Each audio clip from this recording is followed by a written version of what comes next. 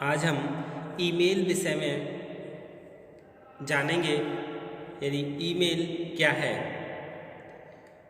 Email internet की एक service है, यानी सेवा है, जिसका पूरा नाम क्या है ईमेल का? Electronic mail. इसे हिंदी में विपत्र भी कहते हैं। ईमेल को कंपोज करने, भेजने या रिसीव करने की यह सुविधा आज इंटरनेट की सर्वाधिक लोकप्रिय और प्रयोग की जाने वाली सेवा बन गई है। इंटरनेट पर सूचनाओं का आदान प्रदान मुख्य रूप से ईमेल सेवा ही माना जाता है। अब तो यह किसी भी व्यक्ति के लिए स्टेटस का प्रतीक बन गया है। यानी इंटरनेट पर अनेक ऐसी कंपनीज हैं जो कि ईमेल सेवाएं उपभोक्ता को निःशुल्क उपलब्ध कराती हैं। इनमें कुछ कंपनीज तो केवल संदेश को आगे भेजने का कार्य करती है, तथा कुछ कंपनीज पोस्ट बॉक्स की भांति ईमेल का पता उपलब्ध कराती है। आपकी ईमेल को आगे बढ़ाने की सुविधा एक सामान्य डाकघर के समान ही होती है। यानी जैसे डाकघर में कोई भी सामान है उसे भेजा जाता है। इस सेवा के अंतर्गत आपके पुराने पते पर आई हुई डाक को नए पते पर भेज दिया जाता है। वेब पर डाक को आगे बढ़ाने की निःशुल्क सेवाएं यानी फ्री फॉरवर्डिंग मेल सर्विस उन लोगों के लिए उपयोगी है जो जल्दी जल्दी अपना ईमेल पता बदलते रहते हैं। इस सेवा का उपयोग करने के लिए हमें इंटरनेट पर एक फॉरवर्डिंग मेल सर्विस को खोजना होता है। जब भी कभी हमें अपना ईमेल पता बदलना हो तो इस विवरण में स्थित ईमेल के स्थान पर नया ईमेल पता प्रविष्ट कर दिया जाता है।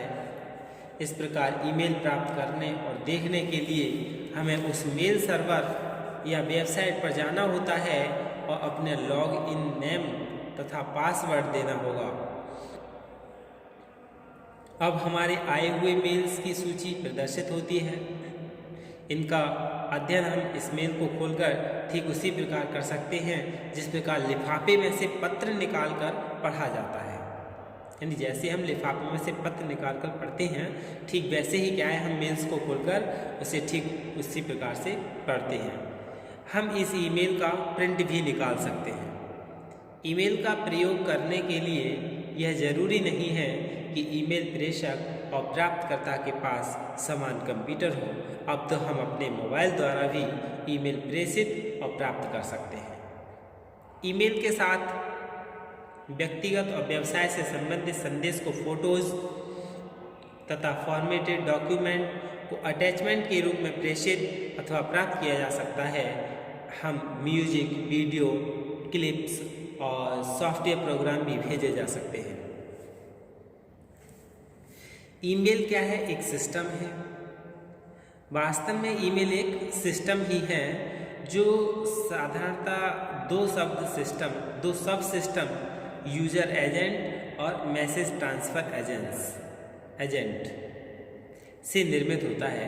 यूजर एजेंट एक प्रोग्राम होता है जिसे मेल रीडर भी कहा जाता है, जो मैसेजेस को कंपोज और रिसीव करने एवं रिप्लाई देने के लिए कई प्रकार के कमांड्स को प्रयोगकर्ता से एक्सेप्ट करता है। Server message transfer agent system program होते हैं जो बैकग्राउंड में रन करते रहते हैं और नेटवर्क में मेल को ट्रांसफ़र करते हैं। मेल को भेजने के लिए सिस्टम का क्लाइंट मैसेज ट्रांसफ़र एजेंट और मेल को रिसीव करने के लिए एक सर्वर मैसेज ट्रांसफ़र एजेंट का होना जरूरी होता है। इसे हम 5 कार्यों का समर्थन करेंगे ईमेल सिस्टम का। सबसे पहला है कंपोजिशन। इसका मतलब है कि मैसेज को क्रिएट करने की प्रक्रिया से है। यद्यपि मैसेज को टाइप करने के लिए किसी भी टेक्स्ट एडिटर का प्रयोग किया जा सकता है, परंतु ईमेल सिस्टम मैसेज हेतु एड्रेस को निर्दिष्ट करने और मैसेज में हेडर फील्ड्स को अटैच करने में प्रत्युत्तर देते समय ईमेल सिस्टम स्वतः ही मैसेज में उचित स्थान पर उस व्यक्ति का ईमेल एड्रेस प्रयोग कर सकता है जिसने मेल भेजा हो।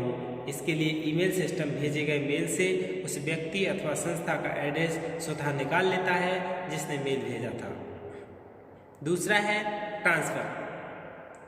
ट्रांसफ़र का मतलब है मैसेज को प्रेषक से प्राप्तकर्ता तक पहुंचने से है। इसके लिए प्रेषक और प्राप्तकर्ता यानी कि लक्ष्य के मध्य किसी मध्यस्थ जो कि ईमेल सेवा प्रदाता का सर्वर होता है के माध्यम से एक कनेक्शन स्थापित करने, मैसेजेस को भेजने और कनेक्शन को रिलीज करने की आवश्यकता होती है। ये कार्य ईमेल सिस्टम द्वारा स्वतः किए जाते हैं। इसके लिए प्रयोगकर्ता को कुछ भी करने की ज़रूरत नहीं होती है।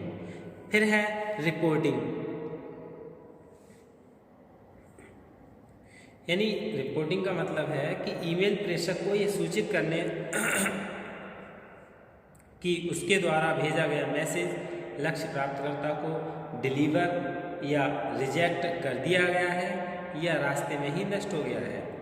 फिर डिस्प्लेइंग, इसका मतलब है कि प्राप्तकर्ता द्वारा प्राप्त किए गए मैसेज को मॉनिटर स्क्रीन पर प्रदर्शित करना।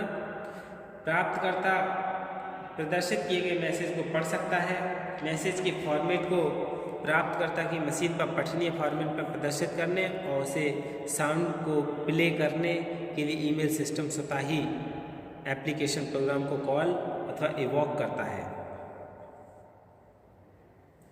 फिर है डिस्पोजिशन, इसका मतलब है कि प्रयोगकर्ता ये यूजर है उसके द्वारा मैसेज को प्राप्त के पश्चात की जाने वाली प्रक्रिया है। प्राप्तकर्ता मैसेज को पढ़ने से पूर्व उसे हटा या थ्रो कर सकता है या मैसेज को पढ़ने के बाद उसे हटा सकता है या सुरक्षित कर सकता है। ईमेल सिस्टम प्रयोगकर्ता को न केवल उपरोक्त संभावनाओं को कार्यान्वित करने की सुविधा देता है वरन यह प्रयोगकर्ता को सुरक्षित किए गए मैसेजेस को पुनः प्राप्त करने और पुनः पढ़ने, उन्हें किसी अन्य व्यक्ति को फॉरवर्ड करने अथवा अन्य विधि से प्रोसेस करने की यह सुविधा प्रदान करता है। इसके बाद ईमेल के लाभ जानने की ईमेल के लाभ क्या हैं।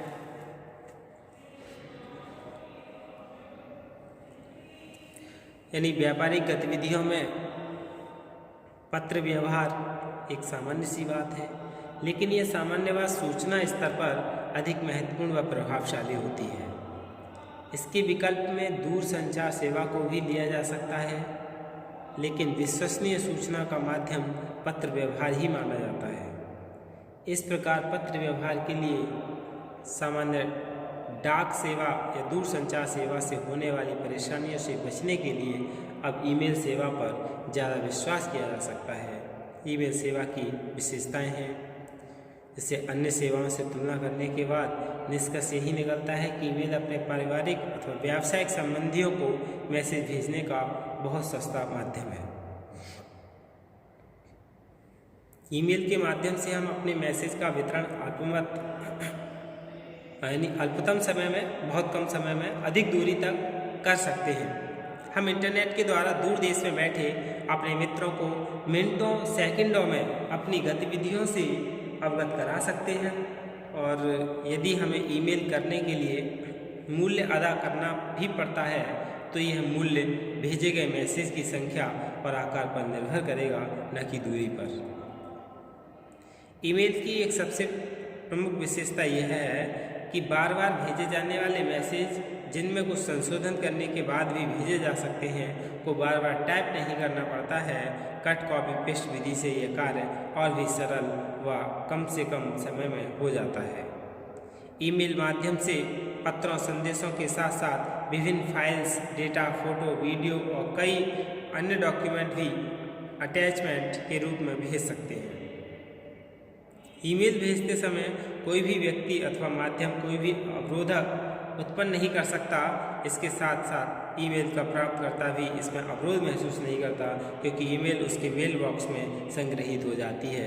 ईमेल प्रेषक को यानी जो सेंडर है उसको ईमेल प्राप्तकर्ता यानी जो रिसीवर है से किसी प्रकार का कोई अपॉइंटमेंट नहीं लेना पड़ता है। ये प्रेषक की सुविधानुसार कभी भी भेजी जा सकती है। इसके लिए प्राप्तकर्ता की उपलब्धता के बारे में सोचना भी आवश्यक नहीं होता। इसके बाद है ईमेल की सीमाएं यानी लिमिटेशन ऑफ ईमेल। ईमेल को किसी नेटवर्क के माध्यम से एक नेटवर्क से दूसरे नेटवर्क को कंप्यूटर को भेजा जाता है, इसलिए किसी अन्य व्यक्ति की ईमेल को पढ़ने की संभावना बढ़ जाती है। कोई भी पढ़ सकता है। ईमेल प्रेषक का नकली ईमेल एड्रेस बनाया जा सकता है। कुछ ईमेल सिस्टम चित्रों आदि को भेज पाने में असमर्थ होते हैं। कोई भी ईमेल प्राप्तकर्ता किसी भी ईमेल को अपने मेल बॉक्स में संग्रहित होने से नहीं रोक सकता। अब मेल बॉक्स में उपयोगी ईमेल को प्राप्त करने के लिए प्राप्तकर्ता को अपना काफ़ी समय उन मेल को छांटने में लगाना पड़ता है।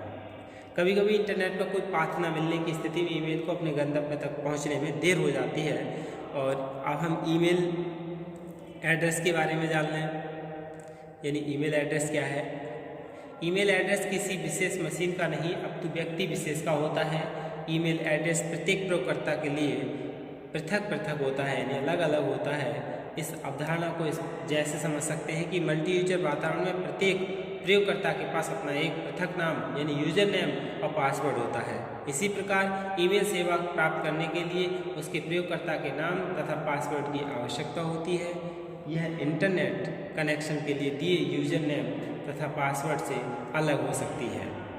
ईमेल एड्रेस को दो भागों में बांटते हैं, पहला यूजर नेम और दूसरा है होस्ट नेम यानी सर्वर नेम। ये दोनों भाग एक विशेष चिन्ह यानी ऐट का जो चिन्ह है इस ऐट से जुड़े रहते हैं। ईमेल एड्रेस का पहला भाग यानी ये XYZ कुछ भी हो सकता है किसी का नाम, ये जो पहला भाग है उस प्रयोगकर्ता का नाम जो कि इस सेवा का उपयोग करना चाहता है, यह नाम प्रत्येक प्रयोगकर्ता के लिए अलग होता है। ईमेल एड्रेस का दूसरा भाग जो है ये कौन सा हो गया, यानी यूजर नेम। दूसरा है होस्ट नेम। होस्ट नेम यानी डोमेन नेम, जो कि प्रयोगकर्ता को ईमेल प्राप्त करने की सुविधा प्रदान करता है। एक डोमेन पर एक से अधिक समान नाम के प्रयोगकर्ता नहीं हो सकते। इसी प्रकार एक ही नाम के एक से अधिक डोमेन भी नहीं हो सकते। हम एक प्रयोगकर्ता के नाम भिन्न भिन्न डोमेन्स पर ईमेल एड्रेस बना सकते हैं। ईमेल एड्रेस का प्रारूप आपने देख ही लिया, यानी ये क्या है यूजर नेम और ये क्या है डोमेन नेम। @ से क्या है इसे जोड़ा जाता है, xyz@yahoo.com, यानी ये क्या है ईमेल का प्रारूप है।